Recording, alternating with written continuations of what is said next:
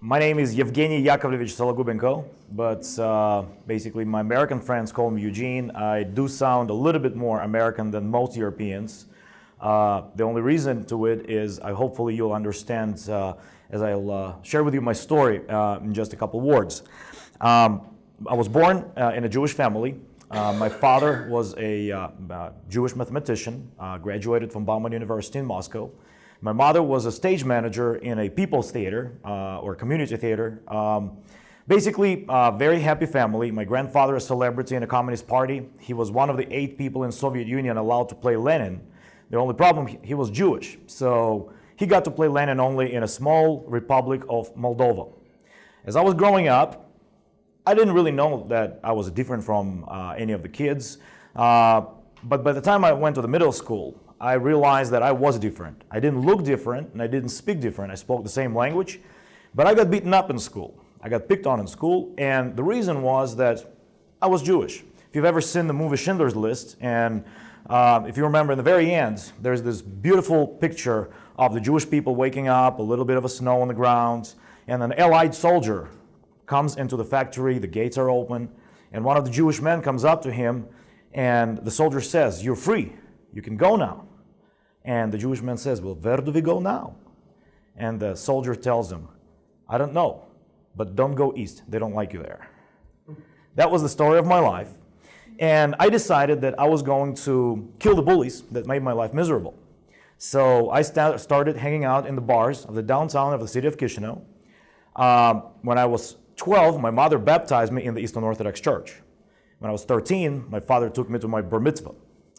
My first Bible stories were coming from, obviously, the Old Testament, the celebration of Purim. I started doing martial arts because I was going to kill the bullies. So I started praying to the icon of Jesus and Mary hanging over my door, addressing Buddha. The Soviet Union was kind of a spiritual vacuum. You can probably realize that.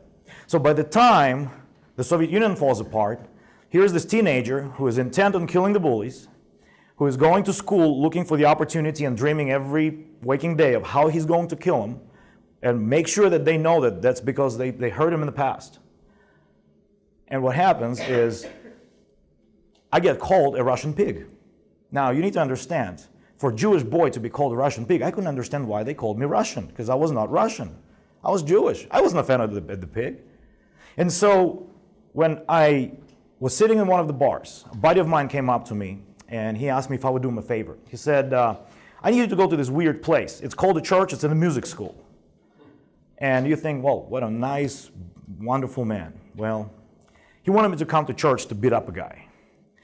An American pastor came with his daughters. My buddy wanted to date the pastor's daughter. So he was trying to get a date, but some stalker was coming to church again, wanting to go to America, wanting money from the family. So he needed somebody from the side to come and just beat up the guy, make sure he never comes back to that place. So there I am with 20 of my buddies, show up at the church. The guy's not there. So I had to go to church again because I gave my word. I was going to beat him up. And if you're from Eastern Europe, you know, if you give your word, you better do it, right? So I go to church for 9 services in a row. I'm the most faithful church attender. Well, long story short, that Eugene died 9 services later because I got the opportunity to hear the gospel. I got the opportunity to see Jesus in the lives of those people. And in 1993, November 28th, the guy of whom that pastor said nothing good is going to come out of this guy became a new creation in Jesus Christ. Now, 5 years later, I was asked to basically join that same very missionary as an associate pastor at the church. I was already about to graduate from a Bible college. 9 years from the time of conversion, I become the teaching pastor of the church and basically fulfilling the responsibilities of the president of the seminary. And since 2004, this is what I've been doing. Now, why do I tell you my story? I mean, here's just another participant of the forum with a blessed opportunity to be able to share something with you. And if I ask you today, what is your story? You probably would have either a similar story, a more powerful story, or a story of how Christ changed you. Or you can tell me a story of a friend that you know. The thing to me is, my story seems to be a fulfillment of prayers of many Western missionaries, of many Western churches over the time that when the Soviet Union existed. There were books written, prayer meetings held for the new church for the new believers to appear in the Soviet Union. For the Soviet Union to basically, I don't know if you prayed for the Soviet Union to fall apart, but it did. And so I'm the first generation of the Christian leaders. I'm the first generation of believers in my family, as far as I know. But yet, at the same time, I do have a struggle. Today, we're talking about partnerships. And we will talk more about more practical stuff, I think, in the second session with the gentleman. At least that's what was in the schedule. But I would like to talk to you about the specific of the partnerships between East and West, because I ended up being on both sides. I look and sound American somewhat, but I'm not. I've never lived in America. I just worked with American missionaries. When people ask me, how's that your English sounds so American? Missionaries. Well, thank you, because when people give me a compliment about my English, I actually appreciate the opportunity, because the Soviet Union falls apart. I'm Jewish, and I don't feel one with the Soviet people. Then I'm called a Russian pig, still being Jewish. Had no identity. Then I meet American Christians. I meet missionaries. They have identity in Christ, but then they also had identity as Americans. They were very patriotic. The thing is that I was attracted by both. It was easy to become a Christian. It's not very easy to become an American. Or for some of you, we'll probably say it's not very even advantageous. We're talking about cross-cultural ministry. We're talking about specifically about the taking the gospel. In 2004, I was challenged with a problem. The world I knew was destroyed when the American missionary was asked by his board not to come back to Moldova. He went on a vacation, and his board said, you're not coming back. We were devastated. The worst part was, we realized he should have gone. He should have been gone, because for the 9 years that he served in Moldova, he didn't appoint a single elder. He trained leaders, but he was the only leader. He had people who acted as elders, but he told them what to do. He wasn't willing to release, and so there were people back home, his board, who said, no, you're not coming back. And so when he left, we didn't know who we were. And so we prayed, and one thing that came to me when I was asked to become a teaching pastor was that we need to stop being a mission field. We were a mission field from 1992, 1993 when I came to know the Lord. In 2004, we decided we need to start sending missionaries. I'm going to tell you the story of how it happened in just a little bit. But today I don't want to just be speaking to you, because it is an European leadership forum. So today we will actually be doing a lot of talking, and I hope that you will be doing a lot of talking. We'll go through an outline, but I want to share with you a couple things before that. When I tried to Google this, now I didn't know that whether that was originally designed by the Lausanne movement or whether this somehow appeared. I tried to find who quoted this. More Google links were going to the Lausanne. So I saw it at a church when it said the whole church taking the whole gospel to the whole world. And the way I understood it, and that's what changed me in 2004, when I realized it's not just the American church, it's not just the European church, it's not just the Asian church, it's not just the it is the Moldovan church, it is my church, it is me. And I'm supposed to be taking the whole gospel. And I understand the whole gospel basically meaning the good news of the Lord Jesus Christ, but also feeding the hungry. You know, putting the social element there. And we can talk about that in a separate presentation of what the whole gospel means. But basically being the hands and the feet of Jesus Christ, and the more scariest part to me is the whole world. Me, Moldovan, who just got a visa-free travel with the European Union last April, who had to jump through a lot of hoops just to come to the forum every year, going to the embassy and trying to prove that I'm not an immigrant, that I'm not going to stay in Hungary, and it is a beautiful country, but honestly, I do like Moldova more, because I was born there. It is my homeland. And yet at the same time, how can Moldovans take the gospel to the whole world? Well, today, by God's grace and thanks to our European friends, we are the only country in the world where we can now travel without a visa from Oslo to Vladivostok, and further down all the way to the Central Asian countries. But a little bit more about that as we go on. When I Googled, actually I was looking for some infographics. I Googled some photos so that it would be a little bit more exciting, especially for those of you who are visual learners. And I Googled the word partnership. I had beautiful infographics you're going to see. Then I decided, you know what? What if I Google East to West partnership? Do you know? There were no infographics. There were no arrows. There were some kind of photos of people, some kind of gatherings, but none of them communicated the partnership between the East and the West. And I think the issue is, truly, we are having a hard time here.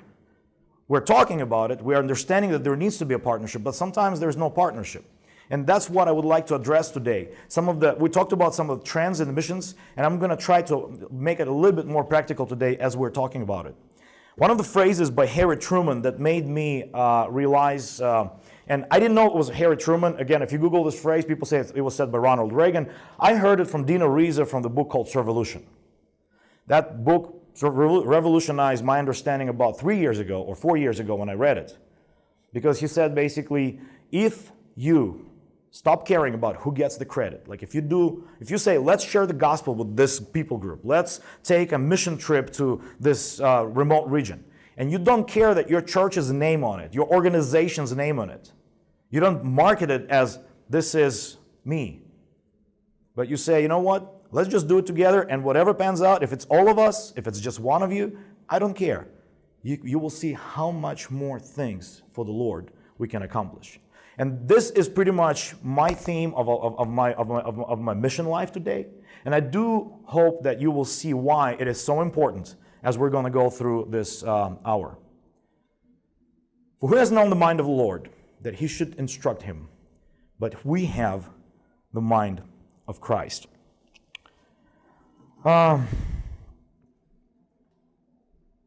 Here is a little story. When we decided that we need to become missionaries, we didn't have any money. Now, if you know of anything of Moldova, it's the poorest country in Eastern Europe. It is poorer than Albania, and I know Albania is poor. If you come to Moldova, you'll see that there's probably the biggest number of SUVs and BMWs, and we have a dealership for Porsche. Now, I drove you around in a very nice vehicle, right? We talked yesterday about some of the cultural things. It's amazing that in a top-down society, how much more you can do. Because we as missionaries, we have this feeling like, I need to appear poor. I need to be down on the ground with people.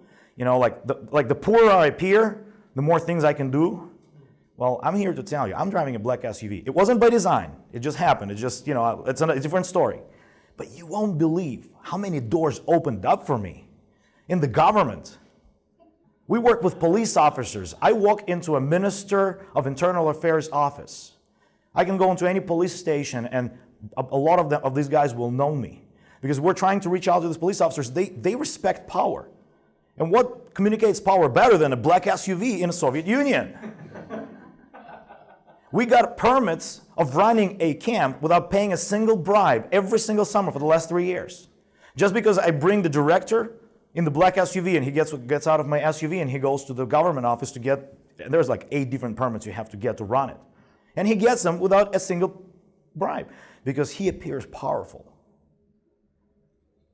Now, this is a little bit of a step aside. But, so when we were asked, would you, I felt from the Lord, you need to start sending missionaries. What do you do? If you were, some of you represent wealth of experience and knowledge in large organizations. Some of you represent very new work. Some of you represent very small teams. Others represent large schools. So I do understand there's a variety of people. So our school, we got only 25 students. We're a church of about 200 strong. The Lord says you need to start sending missionaries. So I show up in America and I'm trying to fundraise. We just lost the missionary and we lost about 75% of funds. I show up at this church and this missions pastor listens to my plea, to all the needs that we have, and he says, here's what I got. He says, I got $10,000 sitting in the account that were donated 10 years ago. They were donated specifically to reach out a people group. And I understand that we're being recorded on video, so I'm not going to call the actual name of the people group or the names of the people, just for the sake as if it's going to end up somewhere. But there's going to be a people group in Kyrgyzstan. The missionaries came there and they did the traditional American vacation Bible school sport outreach in the village. They got beaten up, literally, and thrown out of the village. 10 years later, we don't really have good contact with that people group. There's about 300,000 of them. They live in the villages, they don't intermarry. Now, would you consider sending a team of Moldovans? Now, the money was donated to send how many ever people it would pay for people to come from America to to Kyrgyzstan, and how many days, 5 days, 7 days. I had people, I didn't have money. They had money and they had vision.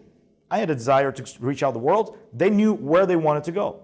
So we put that together. We met in November. In May, I had a team of 6 Moldovans from our seminary showing up in Kyrgyzstan in a remote village, knowing nobody.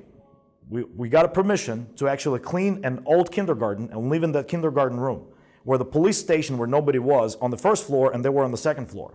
For the first 2 weeks, our people were scared for their lives. They stayed there 40 days. By the time they left, they were the honored guests at the weddings. The mayor had them at their home, and they were, most importantly, asked to come back. And we were able to introduce some local missionaries from Bishkek. The second year we came, it was another month. Now the missionaries were asked, would you consider setting up a house in our village? By the third year, the missionary was already living there, and the desire was to translate the Jesus film into a dialect. There are 2 dialects of those people. One of the dialects, there's 300,000 people that need to hear the gospel. The Jesus Film Project comes in and says, we want to translate it. Where do we get the people? Who will be the voice of Jesus and the disciples? Long story short, the mayor, the principal of the school, they were not believers, but they got to be those voices. Somebody in the West paid for the translation, but the resource was right there. 10 years later, there is a translation of the One Story Project, 50 Bible stories into the Shaanxi dialect of Mandarin, into the Gunsu dialect of Mandarin.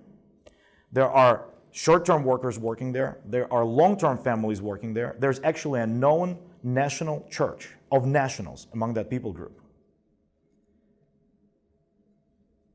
The interesting thing is we still don't have any money, and we still don't have many resources. But when we partnered and we put the vision together, we were able to see some great things. And I do hope that as you leave today, you will get some of that feeling back, some of that experience back. But we have the mind of Christ. I love this. I love this phrase, we have the mind of Christ. You know, the evil one is so crafty how he can get us he entices us with sin. And sometimes you end up in sin and you're like, how did I end up here? Because he's very crafty. But you know what? Mind of Christ is a little bit smarter than the evil one, right? And so when you think about that, I'll give you an example of creativity. An Uzbek pastor, and you know anything about missions in Uzbekistan, it's one of the highest persecuted countries in former Soviet Union. Christians are actually suffering. Christians are actually being imprisoned. You cannot own a Bible. They just allowed the individual believers of registered churches to own one Bible at home. But if you're not part of the registered church, you will actually get a $2,000 fine for even owning a Bible in your home. This pastor, he's pastor to the Uzbeks, not to the Koreans, not to the Slavic people who live in Uzbekistan. Uzbeks cannot really convert to Christianity there. So he decided if we cannot have a church, we cannot meet in homes, he decided to do an interesting thing. He had a church in Russia help him raise money, and he bought a minivan. And you know what he does? Throughout the day, he has a specific location where he stops, picks up people in the van. They drive for an hour and a half around the city. They're having a worship service. They're singing, he's preaching, then he drops them off. He goes on to a different location, picks up another group of people. They're having a church. Isn't that a church? That's a different way of doing church. That's not traditional way of doing church. And you and I will probably have a hard time going to church like that. But if that's the only option, when we have the mind of Christ, we can come up with some of the most amazing creative things. Now, today I want us to have a little bit of a forum, like I said. So at first, I want us to be more of a, what I would call like an open forum. We'll not break into groups in the first part. I want us to talk about some of the existing models of missions that we are used to. And we're having representatives both from East and West. So I do have some things I had written down myself, but I want to give you a word. So what kind of models of missions we have today? Okay, I'll call the first one. We have large denominations setting up mission agencies like Southern Baptists in the United States. You know, they have an international mission board. You know, we have a model of churches pouring the money there, missionaries being paid a set salary, relocated from the United States to different parts of the world. That has been until recently, until some changes happened there with a new president, but that is the model that they used to have until this.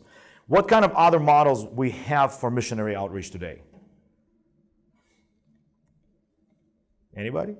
Short-term teams. Okay, we have a very developed short-term team model where people go hopefully to do ministry, or yesterday there was a little term that we call it spiritual tourism, where people come and they feed a child and go on a tour for 10 days of savannah, or look at monasteries. There's good things and there's bad things. We send short-term teams from Moldova to Russia. Any other models? Sponsoring of local evangelists. Okay. There's some setup where there's seminaries, there's Westerners coming and teaching and then training this this evangelists, and sets up some kind of a salary or some kind of a financial support. Any other models? What is your model? I mean, what kind of, you obviously are part of the mission network, so your ministry is doing model. Amen. Well, so we have a model of Christian literature being published and distributed, and sometimes it penetrates to places where maybe an evangelist cannot go. So there's a model of Christian literature publishing and distribution. Any other models? Business as mission. So we have people setting up businesses and as an undercover, or so you have a role of facilitator, where you come in and you help them realize their potential, some of the immediate resources they have, and help them basically bring that to life. Well, as Christians, we're told that we like to exaggerate a little bit, so we do have a wealth of knowledge, and sometimes as an Easterner, of course, please understand, I speak as an Easterner, we do look at the Westerners as people possessing the wealth. Now, not necessarily physical wealth, but there's 200 years of theological, or over 200 years of theological knowledge. We only have 22 years of freedom on theological knowledge. So we definitely understand we do not got it. You do. I mean, I'm actually very impressed. I mean, there's use of media, there's use of business, there's use of publication. I mean, we can go on. I mean, I just wrote down literally 3 things: large denominational, parachurch organizations, and then maybe independent mission efforts. There's so many more things. But let me ask you a question. With all the models that we have, with all the things that we've done in the last, say, even 100 years, have we done the job of taking the gospel to the whole world? I think that this is a question that doesn't require an answer, because we understand we wouldn't be here if the job was done. We would be celebrating downstairs, right? Or hopefully in heaven, yes. Very good point. Now, there are some very key problems that we are facing, because obviously with all the models that we came up with, we're still facing the issue where we do not have a very strong partnership. And that's why there's even a need for a topic of how do we partner from the East and the West? Because, Westerners are doing a lot of things. Over the last 22 years, as soon as the Soviet Union fell apart, and yesterday's speaker was actually, made a very good point. When the Soviet Union fell apart, some of the churches were not ready. Western churches were not ready. And when, so basically what happens is, if it's, you have all these missionaries coming. They're coming and saying, Russians, you need Jesus. But here's the deal. You don't really know what you need. Let us tell you what you need. I'm telling you as somebody from the other side, right? Now, you will say, no, we didn't do that. Now, I'm not just saying just Americans. I'm talking about the Westerners as perceived by the East. Now, this is a forum, so I hope we're going to be honest here and not just flattering. So here's the situation. We do have communication issues. We talked about yesterday about the cross-cultural communication. We do have a communicational a communicational gap. Westerners, I'll just give you an example. We talked in our little group. Westerners are truth-driven.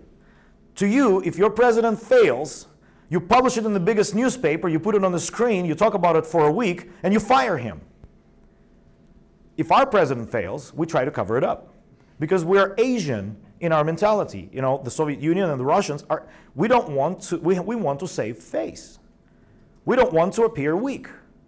So when I tell you there's no troops in Crimea, I'm telling you the truth in my mindset. And I'm giving you an example right now of what Putin did. In his mind, he's telling the truth. Because he can twist a little bit of they're not officially the truth, they don't have any patches. And the Russians are saying, he's our hero, and the Westerners are saying, are Russians going crazy? And the Russians are saying, but he's telling the truth, isn't he? So we have a communication gap, and we need to figure out some of the things specifically to the mission work of how to cross that bridge. Now, the next thing I want us to talk about is some of the obstacles and pitfalls. There are some very key challenges. There's yesterday on the news was that the militant Hindus just told the Indian Christians, convert or get ready to die. And there's a photo of all these guys are being trained, militant Hindus. So you will hear about the major attacks of Hindus on Christians within the next several months. There are obstacles to taking the word of God to the rest of the world. There's geopolitical challenges. I just mentioned Russia. We in Moldova were training missionaries to go to Russia since 2004. We send short-term missions. In the last year and a half, I have a hard time recruiting Moldovans to go to Russia because they don't like what Russia is doing. They understand what Ukraine is suffering, what they're going through. And Moldovans, they're not saying I don't want to go, but they're not signing up. I had a Russian student, she had to stay back home because she felt persecuted in Moldova because people picked on her. She says, I'm not Putin, I don't even know him. I don't even live in Western Russia. She was like somewhere from Ural Mountains. But there is a geopolitical reality that we have to live with. But does that mean that Russian people do not need the gospel? Now, I'll tell you, I told you, 22 years ago, Westerners came to Russia to start missionary work. I'm here to tell you, American, and I would even say as much as Western efforts of taking the gospel to Russia failed. We have failed. We thought the door was going to be open forever. People talked about, the door to Russia is going to close one day. Nobody thought it was going to close last February. It started closing a little earlier, even years before. Or, do we have somebody here from Operation Mobilization, I think? With a history. So OM, you shut down your offices in 2006 in most of the cities except for one office in St. Petersburg because of the pressure of the Russian government against Western organizations. Well, I talked to at least to the American wing of the OM. Okay, so you moved, or maybe it wasn't St. Petersburg, maybe I mistook. But the issue is that most Christian organizations, Campus Crusade shut down their training center, the New Life Bible College. There's very few, some of the nationals are still working in some of the larger cities, but the Westerners are not welcome there. And the situation is that even if you try to send missionaries there today, you will not be accepted. I sent a team to Rostov, and we were told that if they find, the mayor of the city said, you can go to schools, you can go to orphanages, you can work anywhere on the streets, but if I find a connection to America, I'm going to shut you down, I'm going to make sure you never come to Russia, and I'm going to put that pastor to prison. So we have to pretend like we're not an American-sponsored, not English-speaking group. There are imperial attitudes of the Western partners sometimes. Now, this is not me. This is actually, I had a conversation about, this is my 11th visit to ELF. One of the first visits, I spoke to Nick Nedelchev, who was the former, I think, president or chairman of the European Evangelical Alliance. And Moldova doesn't have an Evangelical Alliance. And he talked to me like, well, what do we do? How do we create an Evangelical Alliance? And we do have the present General Secretary, and we've had a little bit of a conversation, and when I realized there's still no Evangelical Alliance, and actually there's not one on the horizon. And I can tell you one of the reasons, as I talked to Nick even 10 years ago, one of the first visits to the forum, it is the attitude of what I would call the imperialist attitude. Every American organization comes up and they says, we got the proper doctrine, we got the proper way of doing ministry. They come, they find Moldovan missionaries, or Moldovan churches, they plant a church, they tell them this is how you do it. And then even when they leave, I'm a Moldovan pastor. I got Moldovan pastors who don't want to work with me. And not because we're different, not because we don't believe in Jesus, it's just that they're doing it their own way, and they think that's the only way to do it. And they will lose the financial support if they're going to start working with me. And you think this is some small ministries. That was Southern Baptist, who were told they are not going to work with anybody unless they're part of the Baptist Union in 1997. Good thing is the person who was leading them was honest enough to come and tell us. There are some other good examples. Oh yes. I'm trying to present the problem. So we're going to be coming with a solution right now, and then we'll. So obviously there are cultural ethnocentricity. There are I'm talking about some of the obstacles that we're having. Now let me pick on the Easterners, because I just picked on the Westerners enough. But one of the biggest problems is the lack of accountability. We do not like accountability. We want, send us money and don't ask us for a receipt. Because what you call corruption, we call a way of life. And I've got the Eastern brothers laughing. but if we're honest, nobody likes accountability, but it's not even part of our value system, or it hasn't been for a while. If you lived in a Soviet Union or in a socialist country, everybody has been stealing. I'm Jewish, so I can pick on Jews myself. We like to joke about ourselves. So this good Jewish guy gets hired to go to work at a big, like a big storage that supplies other stores. So a month later, somebody comes up and says, "You need to go to the accountant's office and pick up your salary." He goes, "What? Do you even pay a salary here?" But that was the reality. We're joking about that, but it was a reality that is described. So in a sense, the Westerners, when you come in and you have the best intentions, you want to set up a publisher, or you want to set up a business, or you are trying to help some of them to start their own a mission agency, and then you realize there's been a lot of abuse. There's been a lot of lying going around. There's been a lot of stealing going around. And I can tell you example after example where I am ashamed for the Easterners of how we have acted. So there's obviously a problem. There's obviously a situation where, well, if we just, we'll just look at the West and say, hey, you know what? They're just ethnocentric. They just want to make their own, their own business. And the West is going to look at us and say, well, they're just a bunch of corrupt people, and we're just not going to work together. Or are we going to try to bridge those, try to understand each other, bridge those gaps? And that's what we're going to try to do with the rest of the time today. Now, let me ask you a question, and as missionaries, I expect you to know the answer. What would make a pastor dance?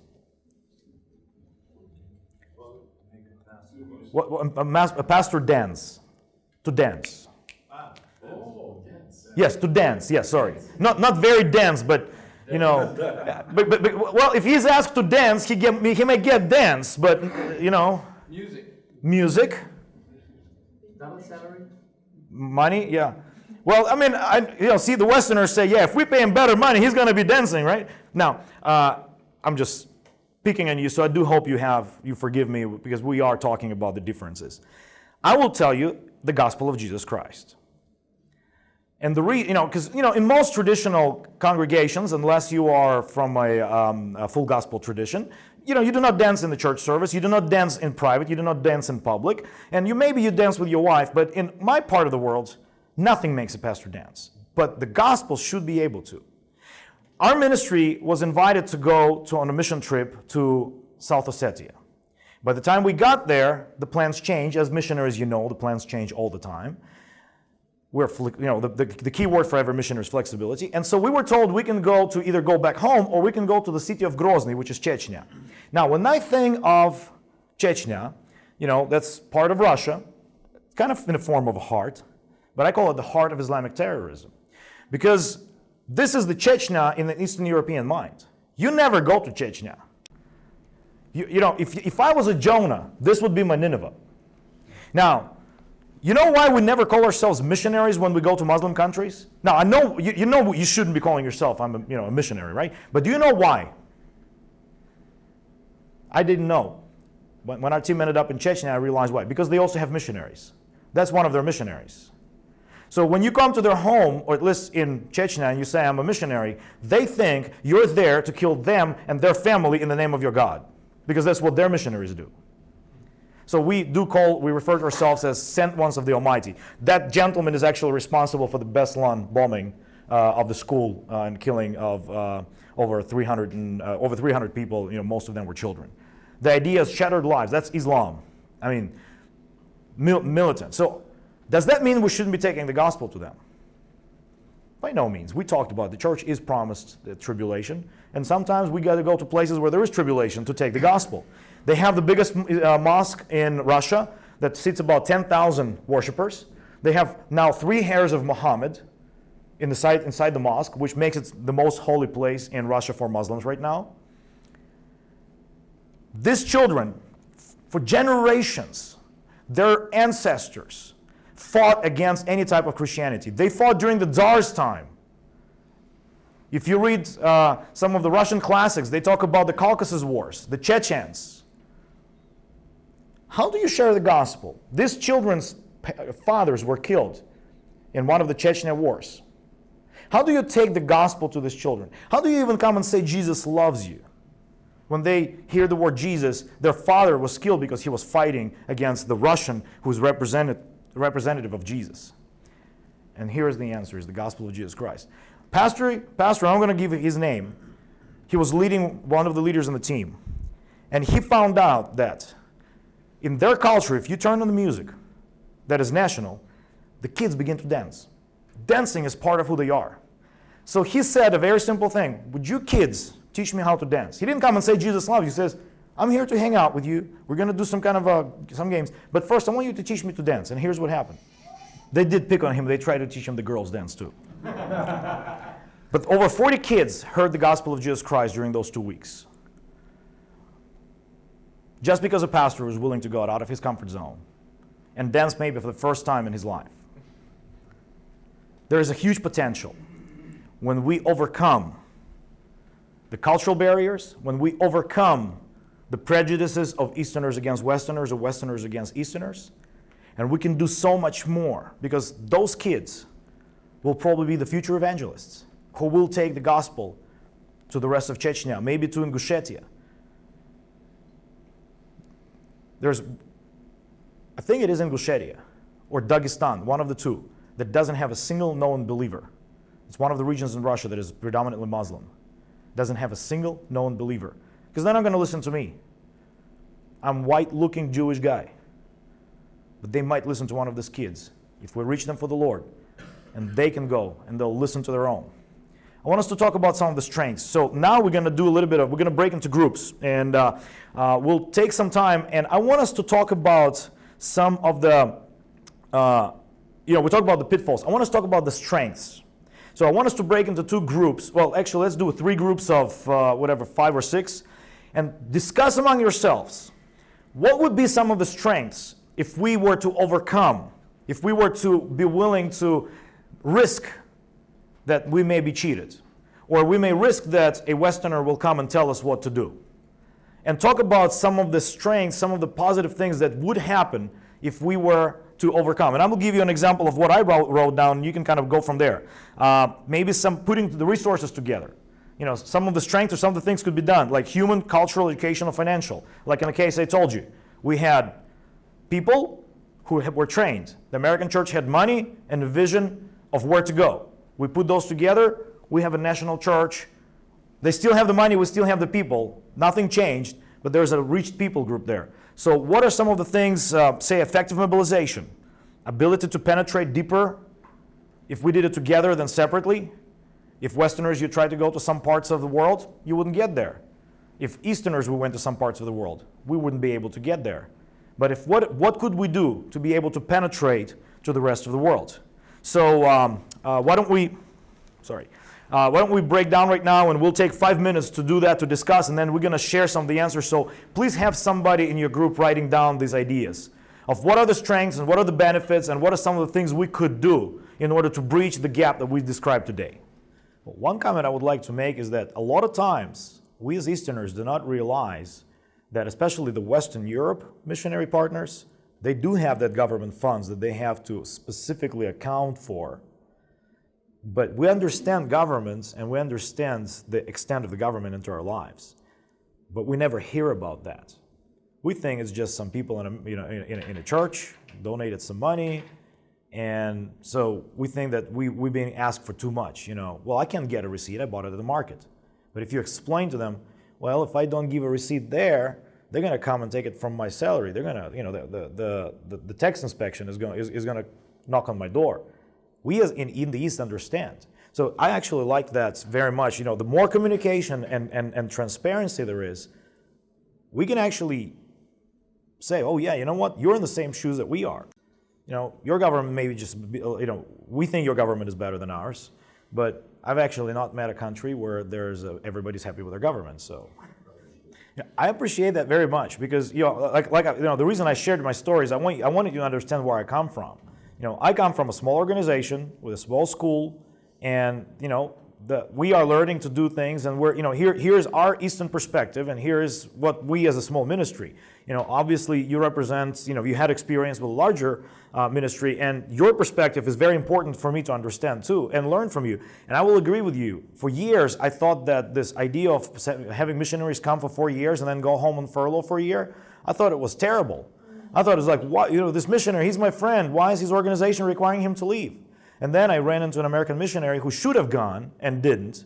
And basically, if his small ministry learns what large ministries learned years before that and took that as experience, they would already build it in, and his family would be strong, and his ministry would be strong, and he'd probably still be in ministry today, which he's unfortunately not, because there were some of these mistakes made. So that's what I like. Is in the forum like this, we can learn. And we can try to see, well, maybe I didn't think of that, and I want to look into what these ministries have done, because I'm not perfect. So yeah, I appreciate that. I would agree with you, but that's my experience. So, all right, well, thank you so much.